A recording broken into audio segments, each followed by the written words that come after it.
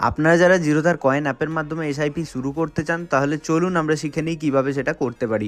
So দেখুন, প্রথমে আমরা একটি মিউচুয়াল ফান্ডকে বাছাই করে নেব। তারপরে এরকম একটা অপশন পাবো, বাই আর এসআইপি। বাই মানে হচ্ছে লামসাম মোডে একবারে অনেক টাকা যদি আমরা ইনভেস্টমেন্ট করতে চাই। সো ধরুন কেউ এইভাবেও ইনভেস্টমেন্ট করতে পারেন। তো সিম্পলি আমরা আজকে শিখবো এসআইপি কী করে মানে প্রত্যেক মাসে মাসে টাকা জমিয়ে কীভাবে আমরা এসআইপি শুরু করতে পারি। তার জন্য আমরা প্রথমে এসআইপির অপশানে চলে যাব অ্যান্ড এসআইপির অপশানে প্রেস করার পর আমরা এরকম কিছু অপশানস দেখতে পাবো।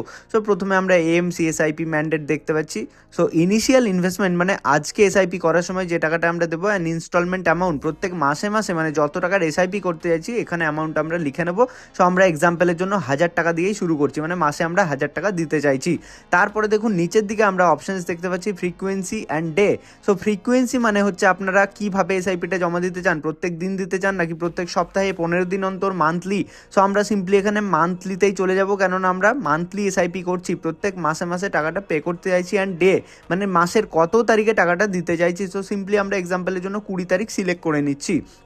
তারপরে দেখুন অটোমেটিক স্টেপ আপের অপশন পাচ্ছি, মানে আমরা যদি প্রত্যেক বছরে এই অ্যামাউন্টটাকে 10% করে বাড়াতে চাই, মানে এই বছরে 1000 টাকা, পরের বছরে আবার 10% বাড়ালাম, মানে 1100 টাকা দিতে চাই, তাহলে আমরা টিক রাখবো, নইলে সিম্পলি আনটিক করে দেবো।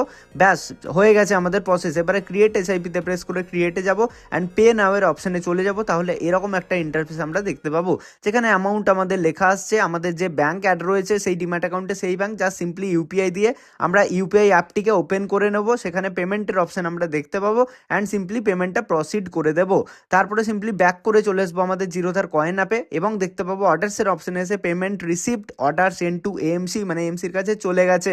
ব্যাস আমাদের আর কিছু করতে হবে না। দেখুন এসআইপির অপশনে আমরা দেখতে পাচ্ছি নেক্সট ইনস্টলমেন্ট অ্যামাউন্ট দেখাচ্ছে, তাহলে কি আমরা মান্থলি এসআইপি ক্রিয়েট করে নিয়েছি।